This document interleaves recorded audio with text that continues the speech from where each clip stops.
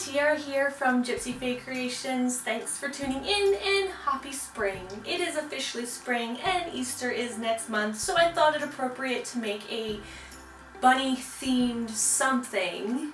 And before I was making soaps, I was doing bath bombs and like bath bombs only until I learned how to make soaps, and then bath bombs kind of got like pushed to the side. But I've had this one mold that I've used to make bunny shaped bath bombs and I've neglected it.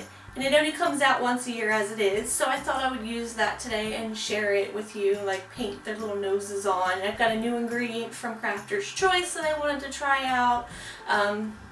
They'll be available in the shop today because there is a shop update. Things like the succulent soap, the Mickey Mouse themed soap, there's the earth soap in there, and the spring moon soap in there, and the cinnamon bun soap in there, and there's just lots of springy like soaps. So head on over to the shop, check them out, see if you like anything. But let's get started. Let's make some bunny bath bombs. Yeah.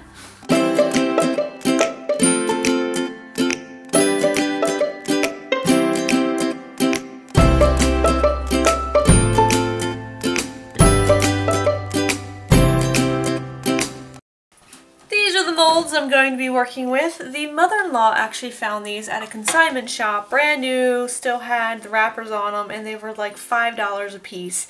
And they are Wilton cake pans that can also be used in this case for bath bombs. I thought, why would I make cake in them when I can use them for really cute bath bombs?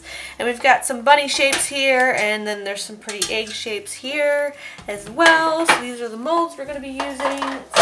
Set these to the side and show you my mix. In here, my recipe, and for this particular batch that I'm doing, there's about 20 ounces of baking soda in here. There's 4 ounces of cornstarch in here, and I'm just going to add in my liquids and start mixing while I tell you more about what's in this. Put my phone on silent. I also have some oatmeal in here, some colloidal oatmeal and some kaolin clay, and I'm just going to start mixing that up. I start my oil base off with about 2 tablespoons of coconut oil, and I just melted that down into the microwave for about 30 seconds. I then add 1 tablespoon of sweet almond oil, 1 tablespoon of polysorbate 80, it's a mouthful.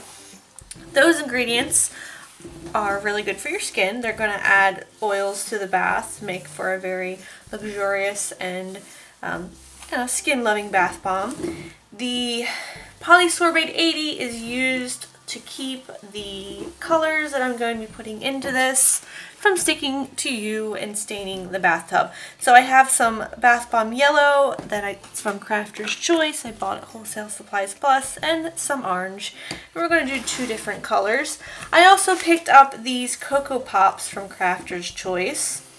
Never used them before, but they sound like really nice addition to a bath bomb. They are made out of cocoa butter. They're coated in cocoa butter, so that adds a little extra nourishment to this recipe, and a little bit of smell too, like chocolate, because cocoa butter smells like chocolate. I also have here some embeds that I'm going to put inside of this so that when the water hits it, it will release some pretty colors into the water. I also have a 5-pound bag of citric acid here that will go into this recipe. I like to add that last so that the moisture is more incorporated into the ingredients that aren't going to react with it. As soon as those, like the fragrance oil I put in here, as soon as that hits that citric acid, a lot of it is going to be deactivated and cause a reaction. The fragrance I am using, I didn't even tell you guys that, it is a bunny cake type that I got from Virginia Candle Company. The lid is not on it because I dropped the lid into the bowl of oils, so I have to clean that off. Clumsy me. Alright, so now that I got this all worked in, I'm going to add half of this into this bowl. About half, so that I can color it the orange, and then the other half I will color the yellow. So let's add in our coloring. This fragrance is a very sweet fragrance. It's supposed to have notes of vanilla, lemon, and coconut. To me, I get like a cream cheese frosting. That is what I smell in that, and I'm not too big of a fan of it. It's a little too sweet for me, but once it's in the bath bomb, it'll just die down a little bit. All right, let's mix in our color here. See where it gets us. It looks good. I think I'm gonna add a little bit more. Starting with the yellow, that way that orange that doesn't get mixed in too much. And then I'm going to have more orange than yellow, if you get what I mean. You start with the lightest and you go the darkest. Alright, so that looks good. And then we're going to mix up the orange. And then I will add the citric acid to this. And that's what makes it go fizzy. So those Cocoa Pops that I got from Wholesale Supplies Plus, there was like a closeout sale on them. So I've never tried them before. And they smell really good. I don't know how they're going to look in it, so I'm probably going to put them in the inside of the bath bomb and not on the top. I don't want that to be part of the design because I'm going to probably try to paint these bath bombs when they're unmolded. To add a little bit more orange in there. And mix that up.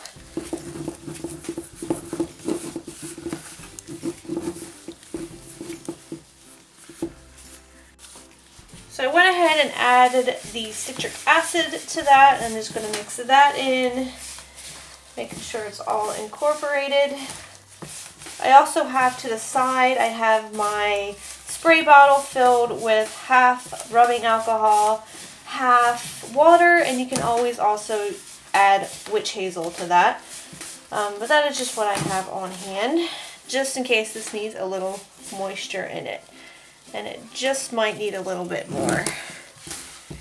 The reasons why I chose these two oils to put into my bath bombs is because it makes for a very light bath bomb.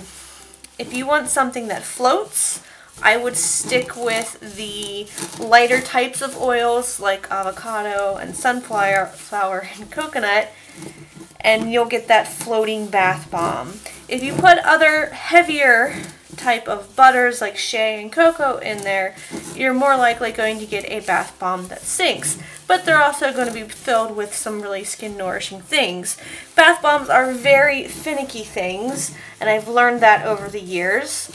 And it takes a very long time to get them right and to know what a good consistency is. You really want it to be like wet sand. I'm going to spray these a little bit and mix them in a little bit more to make sure it is moist and wet enough in there that it all holds and sticks together. And then we're going to start putting them into the molds.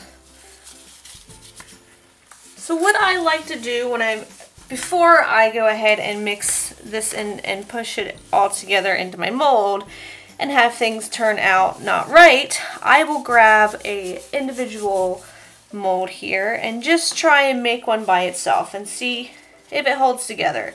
That way I know before I go making a mess and ruining things that things are going to stick together. So I'm going to put the yellow to the side. I'm going to go ahead and do the bunny ones first.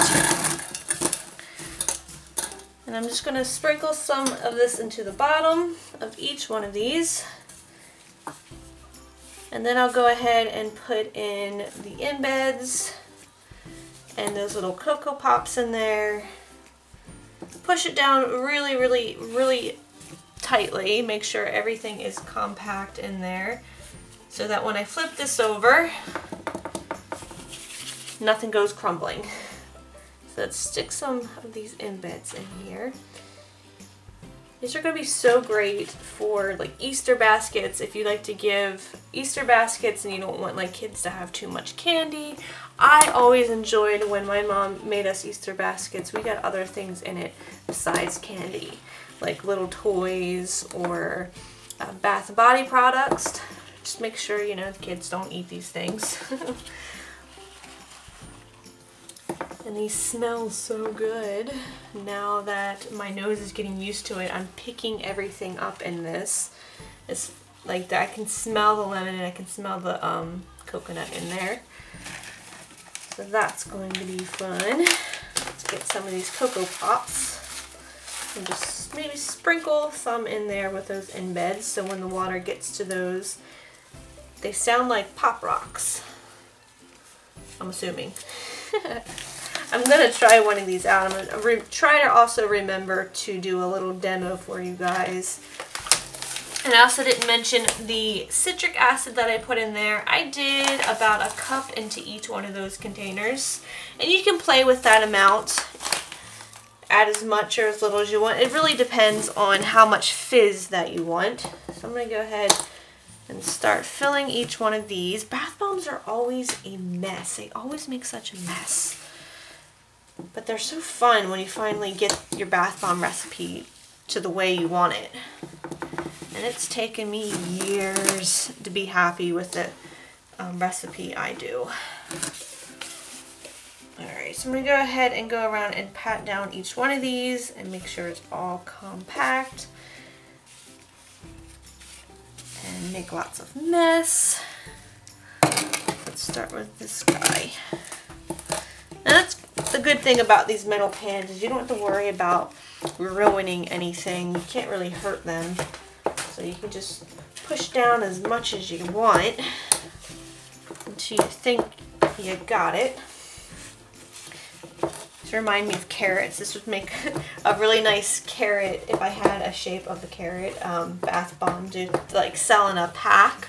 Maybe the carrot and the rabbit would go together. But I'm excited to paint these, especially the Easter egg ones. I haven't used that mold yet, so I'm excited to see how that turns out. I have Bradley home today. He is sick. He's still working from home though, but he is sick. He's got what I believe to be man flu. But seriously, he has the flu and he just feels like garbage. And so I'm just a little thrown off today because he's home and I'm not used to him being home most of the time when I'm working here, and he's hungry, and I'm like, well, I don't know what to feed you because I'm not used to having to cook you lunch. So we went ahead and ordered some Chinese food. I figured you're stuffed up, so we'll get some General Tso's and that'll clear you up. And then we'll get some wonton soup because you're sick, and what's better to have when you're sick other than soup? So that is what we ate, and I gotta say, I was a little disappointed with what I got.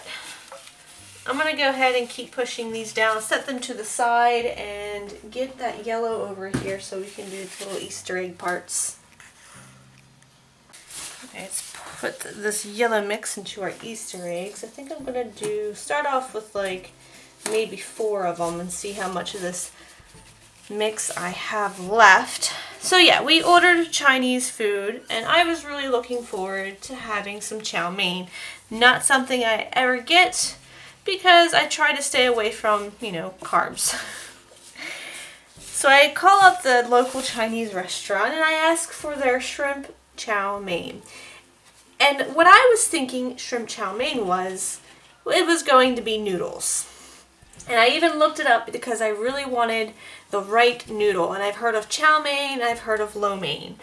And chow mein is the fried noodles according to what the difference is of chow mein and lo mein. So I ordered the chow mein and I opened it up and I'm like, what is this? This isn't what I ordered. It was cabbage and onions with shrimp and fried rice.